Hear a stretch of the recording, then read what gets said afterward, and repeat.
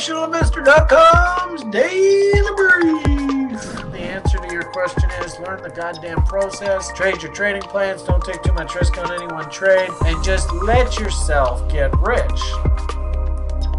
Hello, everyone. Good morning. Happy, where are we here? Wednesday, hump day, TGIW? I don't know.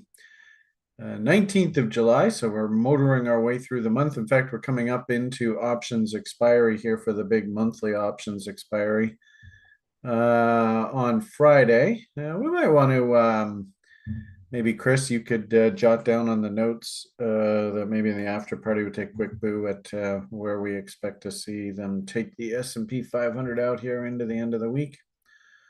Also, too, we had really nice meeting last night, Secret Options Formula, our sort of veterans club meeting, especially now that we have a level 4 program that just strictly talks option spreads, which I'm a little leery about getting the public too involved. They're pretty dangerous products, but nonetheless, had some interesting trade setups, conversations last night. Looks like the alternative fuel stocks are about ready to rock and roll. And there was one in particular that they rolled their stock back recently and just is going crazy here. So we could probably touch on that in the after party. And as well, we had a bunch of viewer requests that kind of let slide. So maybe we'll take some time and go through a few names as well tonight. I get together on Wednesday evenings with the Coinigy people. And we do just sort of a basic introduction to crypto using Joe, their sort of representative there, as sort of like a student, just sort of walking him through the process of learning how to read price charts and technical analysis and stuff. I think he's doing actually really, really well. It's a good it's taken us a month or two to get up and running with him, but I think on balance, it's not a bad product offering. And then we can take a look at a bunch of crypto names there that are hot and sexy in that tonight. So lots of content here to chew on through the day. We like to do our little sort of quick, and actually yesterday I was quite, because I was pressed for time.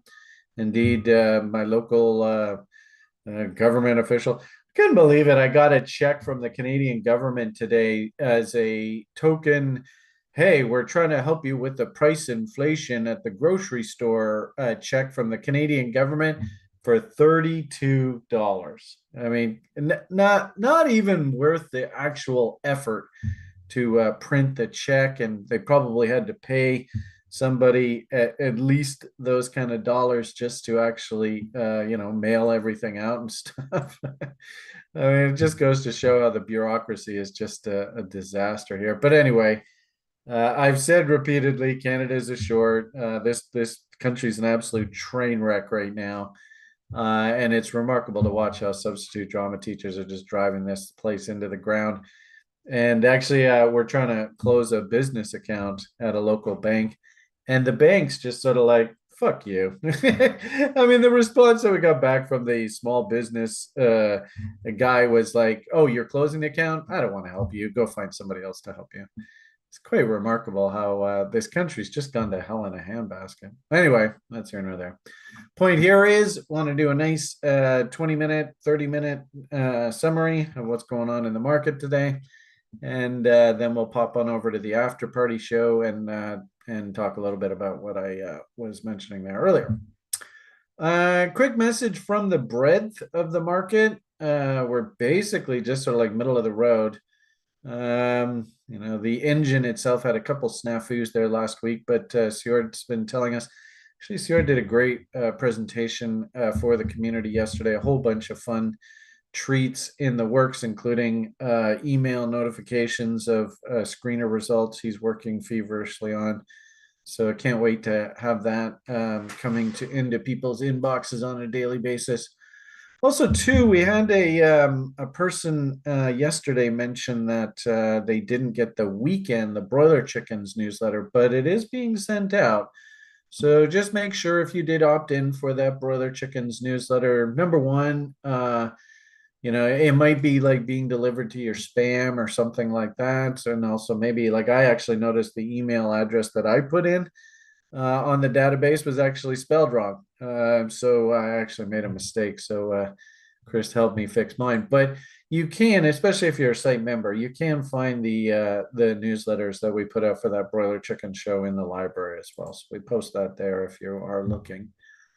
Okay, let's get to work here. First things first, what's our trading day look like? Again, want to be a demonstrator of best practices. If I was going to do a trader boot camp kind of idea, basically I just walk you through sort of setting all of this up. And actually, fun fact today, Chris tells me that Top Step actually is running Bitcoin now futures, which is hilarious because my old boss there, John Hoagland, he used to always call them beach balls, and he never really understood Bitcoin. So, actually, I think what I want to do here going forward is we're going to incorporate the Bitcoin futures chart into our sort of daily routine. I think actually I did a really good job demonstrating sort of best practices yesterday. We had a nice setup in the gold market. And actually, like I said, I had to shut the trade down because they were turning the power off in my building. But it took a couple of shekels from the market yesterday, so I was pretty happy about that. But going to add, like right now, I watch crude, gold, and ES, but I think we'll add the Bitcoin futures into this. So it should be kind of fun. Where are we here? Woke up this morning. What's the sort of chatter, the news headlines? U.S. housing starts permits fall. Most recent data print. Yeah, not massive numbers. I mean, you can see sank 8% month over month to annual rate of 1.4 million units. And the market was looking for 1.48. I mean, that's not a huge difference. Still, a lot of houses going up. And of course, I think we saw the US data yesterday, excuse me, the Canadian data yesterday about housing starts just exploding higher. So I definitely think that interest rates are going to have to stay firm here. I don't see this as enough of a justification for the Fed to go, all right, the economy's breaking, we can back off. Anyway. Building permits moved 3% to 1.44 million, still pretty darn big number. And if we actually look at the actual numbers, I wouldn't call that. I mean, we did come off the torrid pace there. This is Mr. Druckenmiller's hyperinflation scenario. We got to get things under control. If anything, you can see that the housing market is actually coming back to sort of what the economy was like prior to the whole sickness nonsense. And then, of course, them taking the interest rates to zero and creating that crazy hyperinflation bubble there. So, if anything, I'm actually proud of the Americans. I think they've got control of the runaway inflation conversation. And I do hear things like used car prices are coming back down to earth as sort of new vehicles are being shipped from the manufacturers now. So we're through all that supply chain bottleneck kind of stuff. And some of the runaway rents in some of the US cities, the rents are starting to come back down. I'm seeing a lot of anecdotal conversation on social media about housing market is calming down in the States, and especially in some of the crazy hot markets. So I think on balance, the Fed is getting in front of this inflation problem. Canada, it's another conversation for another day. You can see though that the Canadians and the Europeans and stuff should sort of follow the lead of the Americans, because keep in mind the FOMC and the U.S. Federal Reserve, that is the hegemony. So they should move first in whatever the trend is, and then all the other sort of ancillary Western economies all should follow suit. I'd also say too that we should keep a close eye on what the hell's happening over there in China. I'd mentioned yesterday, their biggest real estate conglomerate, that Evergrande, like just if we ever reported the kind of losses that they're reporting now, we'd be so, it would be all over the media. There would be bankruptcy. Of course, there would be calls for investigations. And of course, with the $81 billion loss, how many like, oh, $1 million here, bribe, $1 million there, slush fund, $1 million there, grease this guy's palms. I mean, unfortunately, that is the way business is done in China. So you can imagine $81 billion loss here in North America or the Western societies where there is actually a rule of law. God, the scandals would just be over the top. My hunch is everything's just going to be swept under the carpet because it's China. Anyway, a really good lesson in why totalitarian dictatorships and that whole communist kind of thing, it just doesn't work. It turns into absolute disaster because of graft. Anyway, moving on. The economic headlines not really, or they didn't grab people's attention. And the problem that I have with the stock market and risk right now is that, oh boy, is this a horrible trade location. Been barking on social media about how the US dollar did come down into a technical objective. And if anything, I think this is a really, really good analogy of what I was trying to speak to you guys about, like through broiler chickens and at the very beginning of the week, is that usually, when you get these big violent dumps down here, they never make these bottoms pretty. It always is very difficult. So you can see they kind of head fake the market. We're going to put in a double bottom. Then they went and broke those people's hearts, anybody that sort of front run that trade. And then, took the market right down, making everybody think that this thing was going to make a new leg lower. Gold, of course, went zipping up there. I think it was up like $30 or something yesterday. And then a quick, violent ratcheting back up here. And really what should happen if you're going to like take, Brian, I want to watch your videos to learn something. So, so the 100 number here itself is a huge oscillating number. And I like to call this a big fat round number. And so many humans are going to be looking at that and they're just sort of like, I don't know what the proper expression is, but we should, and remember this for the future, we should have oscillated around this 100 number, and that's exactly what the market did. Tank below, rally above, tank below, rally back to, and now we're pushing higher here. The interesting thing with this, though, is that if this scenario does play out, this is sort of what I was suggesting to our secret options formula crew last night. This actually is a risk-off trade. But in a weird sort of way, we're now into the growth cycle. And I think that actually market participants are going to have to kind of get used to the fact that you might actually find that the US dollar moves up, i.e. currencies, money around the world comes back to the US. Remember, at the very top of the dot-com boom, the US dollar was just booming. And think about it, the Soviet Union had collapsed there in the early 90s. And so you had, or mid 90s, I suppose. I think you had the Russian default there in 98, Boris Yeltsin, you remember all that nonsense. And then, of course, they floated the euro, and there's tons of uncertainty about whether that was going to work and stuff. So the point being that that was a greed cycle. That was the top of the market, stocks, dot-com boom, booming, and yet US dollar was surging higher. So you might find, and this will be an interesting anecdote going forward, we might find that you actually have situations where the stock market and all these crazy tech stocks just zooming higher here.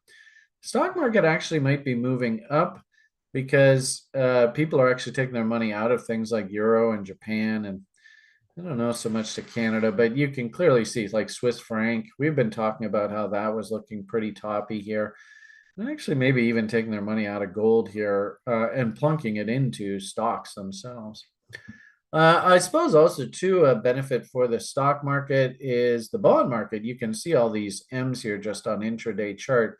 So money's coming out of the bond market, and I think it's also going into the stock market as well. But I guess just the point here is I do like the idea of the US dollar index actually moving up into this FOMC event. But if anything, what should happen here is if we do rally on the US dollar up into Colin and the dump chasers, over at Hero. And I love using this expression. I think it works pretty well. So hats off to Colin. Using this actually as sort of our next pivot point here. And unfortunately, what that means is I'm a bit bearish of things like gold right now. But you're tough to justify buying. And if anything, last night, and maybe we'll look at a few of the names in the gold space in the Afterparty show, the gold stocks are looking maybe a little bit overextended. They could use a bit of a pullback here. So anyway, I'm not really seeing earth-shattering econs today. It's just kind of a slow and steady wins the race kind of idea. It looks like we just had oil inventories number come out. Not really watching too closely here today. I didn't really like where oil was setting up here this morning. So, my comment here was, and actually most of these commodities just kind of look like we were in no man's land. Can't really take a trade there. If I was position trading, I do like the idea of a bullish bot to take us back up into the mid 80s, we'll call it. And especially now that we're through sort of June, sell in May and walk away. And now actually we should be transitioning into the hurricane season. And if we get any talk of hurricanes in the Gulf of Mexico and stuff like that, that can actually put a bid in crude prices pretty quickly. As well, too, who's up to his games over there in Eastern Europe and making life difficult for everybody. So does that sort of add a bid to sort of the energy market? I think it does. Also, too, did notice on social media, lots of chatter about how this sort of year-over-year inflation numbers for a lot of these commodities, they're actually starting to turn back up. And, probably the easiest way for you to see that is, let's try to over here. If we look at something like natural gas, are we near the bottom end of the range or are we near the top end of the range? I think that's pretty straightforward, although this is awfully messy here. Do I have a daily chart I can show you? I think this is daily, isn't it? Yeah. So, are we going to have a pure? I mean, you could have just think about this in simplest terms. Of course, Beamish, he loves his W's. But even if we just said, what's a 50% retracement of not even taking the old highs, let's just go after this peak right here. And just, what they would call a dead cat bounce, right? And good old Colin, I think I'll probably make reference to him now forever. Colin, and in this case, it would be the dump chasers. Right? I think you could realistically see natural gas work its way up into these areas. And what kind of percentage? Because keep in mind, right, the year-over-year percentage, now if we start moving up, let's just split this zone in half. We're going to start to see 69% increase in the price of natural gas. Oh boy, is that going to be quote unquote inflationary? You tell me. So, and I probably also too, we can do, especially off of this W, we could probably do fog and bombs there. So it's not so much that I think I see natural gas moving to new highs, but actually that's a pretty good eyeball right there, right? So you can see 2.618 is just going to be a bang up against this. Looks like this low to low trend line here.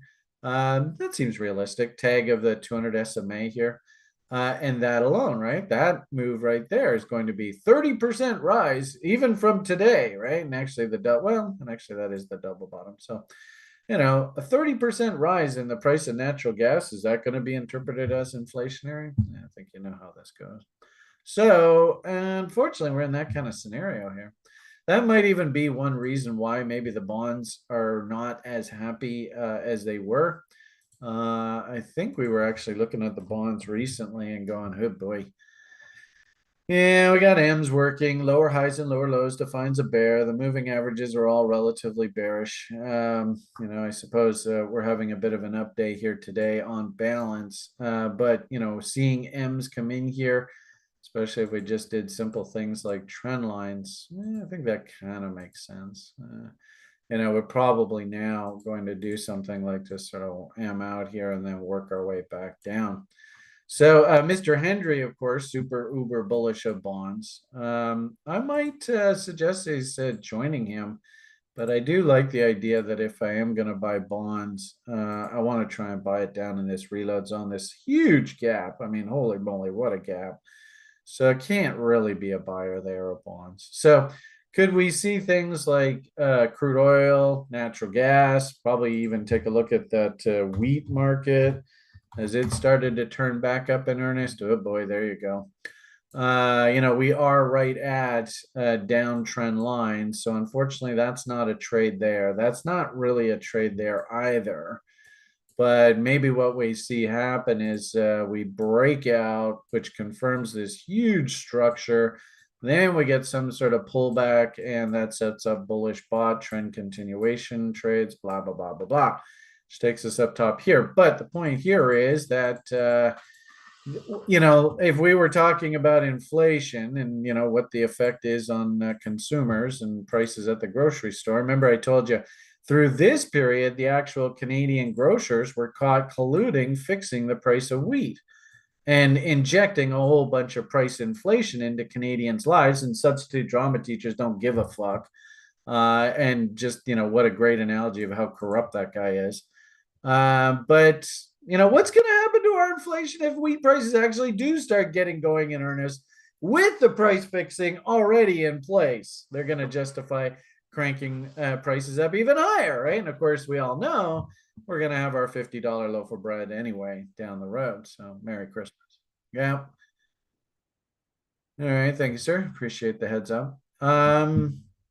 So, it's probably the same old rant from Brian, but I am starting to see commodity prices starting to tick back up, which is probably not going to help our inflation conversation, and even here, 75 or 74, 75, all the way up to 83. Well, that's going to be like 10-15% higher for your crude oil prices. I can just imagine what they're going to do to natural gas. So anyway, there you go. So the oil inventories themselves, interesting to see. Bit of a drawdown, not as much as expectation. That's probably the interest rates biting a little bit. I would imagine there's probably fewer road trips planned by Joe Sixpack American this summer. But at the same time, too, it looks like price action itself, they're starting to tick this thing back up.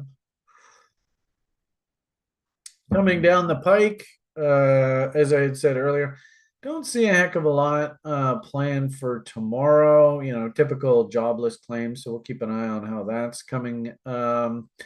But as you can see, I mean, there's a few Canadian prints here. This should be interesting to see how the consumer acts with these higher interest rates in Canada. And of course, we've talked lots about the housing market. If anything, and I did notice, I mean, I was quite surprised, but, markets like Toronto are getting hit. But out in the West here, the demand for housing is still very, very strong. So prices are not really breaking yet. But it is interesting to see that in Toronto, there's lots of anecdotal evidence that real estate prices may have peaked a bit.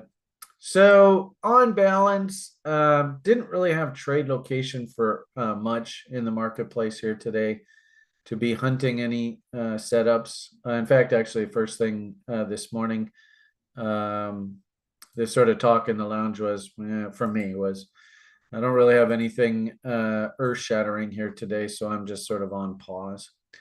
I suppose we had Japan relatively firm overnight, but again, looking at this price chart, I'm kind of getting vertigo here. I find it very difficult to be able to justify coming in and paying those kind of prices up top there. And actually it was interesting this morning, and like I said, in the after party, we'll maybe dig into this a little bit more.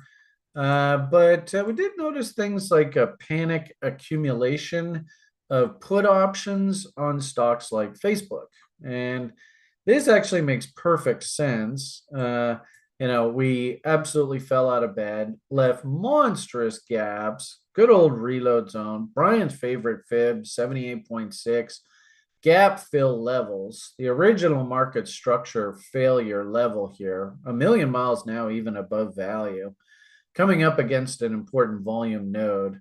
So if I was like an institutional player and I owned like say a million shares of Facebook, would this not be a good opportunity? I mean, the problem is that institutional players are not really allowed to sell down markets. And this thing, of course, fell out of bed. So, they're not going to go and panic sell like the public does down here. They're going to wait for the counter trend rally. This is the whole point of the reload zone. So you can see that, if I was an institutional player and I was long a bunch of Facebook and I needed to get the fuck out of here because, oh man, the whole damn thing collapsed. I can't chase and FOMO panic sell here. I got to wait for that counter trend rally right back into reload zones, and wicks and tails like to be eaten. And on the daily chart, you saw that big price gap. So what I think is going on here is the institutional players, of course, doing it through the options market. So, the SEC is not involved. They don't have to report to any news or anything like that. In fact, I might even argue that this is old. So what I think happened here was Facebook rallies up. I mean, million miles beyond value here. Just straight line up here. Of course, all of these tech stocks, if we look at Microsoft and stuff, they're going crazy. But notice what happened here. So this option in particular, and this is basically the at the money put option for August. If somebody goes and writes this option at it's the 312 put and they collect $16, then technically that means that if the stock is actually called or put it away from them because they wrote this option, which means that if they buy this put, they have the right to sell at 312.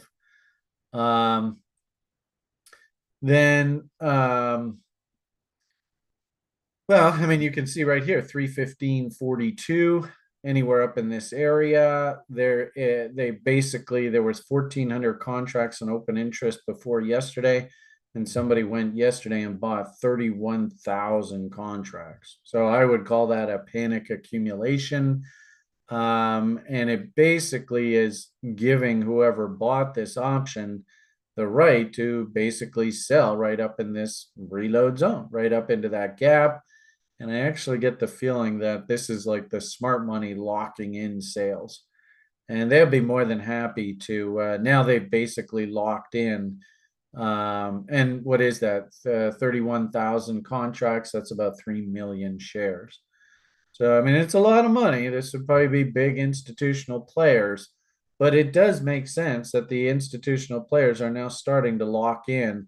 Okay, if this market does go in very typical fashion, go and M out here through the late summer, I don't know whether it takes that long. Maybe it's something as quick as that. And then start to come back down, Colin and his pump chasers, 50% level, WD Gann. And the irony of it all is if you actually wanted to buy this thing, there is the reload zone to the downside. So, I mean, that's pretty damn far. That's like half of where we are now. So I see this developing across the board, and I was quite surprised to see that panic accumulator yesterday. But I think this is a pretty good anecdote, right? The smart money is now through the latter part of the summer going to start sort of locking in sales of these things as we get ready for the typical September, October swoon. I don't know how far we pull back here, probably back to value high, maybe test the POC, who knows, maybe do a Hogue 80% play and we have to come all the way back down to Brian's favorite fib, who knows. Notice there is a bit of a gap right down at the bottom here, and that is a V bottom, right? So you can see V bottom, it has to be tested. V bottom, it has to be tested. V bottom, at some point, this will have to be tested. So I thought that was a really interesting sort of an idea that came out of last night's meeting. That, maybe these darlings that have just literally gone straight up here, starting to show signs of exhaustion, and the institutional players starting to book some profits. Okay, that's 9:30. Let's head on over to the after party show. Maybe we'll take a look at some Bitcoin price action. I don't really see a heck of a lot of reasons to get overly bullish here just yet, but we can pick apart the levels. and the charts. And also too, like I said, there's a bunch of interesting stock ideas. The ones that I would probably really, if you trade stocks through the summer environment and you're looking for ideas, these alternative fuel stocks are really rocking and rolling. Like ideas, look at this fuel cell. I mean, is that not the definition of buying down at the bottom end of the market? It looks like it to me. Um, I don't know whether I consider this stuff investment grade or it's just a trade for the summer, but I think I told you guys recently this guy rolled his stock back, and stock rollbacks, consolidations. Oh my God, they produce some just absolutely incredible opportunities. And sure enough, literally on the rollback event, outside, upside, bullish engulfing bars, double bottoms, and look at what the hell's happened here. Boom. So can't buy that one, unfortunately, but gee whiz, that would have been a pretty nice little buy. But there are some ideas that we are kicking around. And of course, in our meeting last night, we had a few ideas that we'll review in the after party here tonight, shortly. All right, why don't we leave it at that? Tune into the Coinergy show tonight if we want to talk crypto and have the Beamish throw up some charts and review some ideas there for you. And actually, I think I even retweeted it on the Twitter feed. So I know Coinergy themselves produced it. So you can, let's see if I can just quickly show you.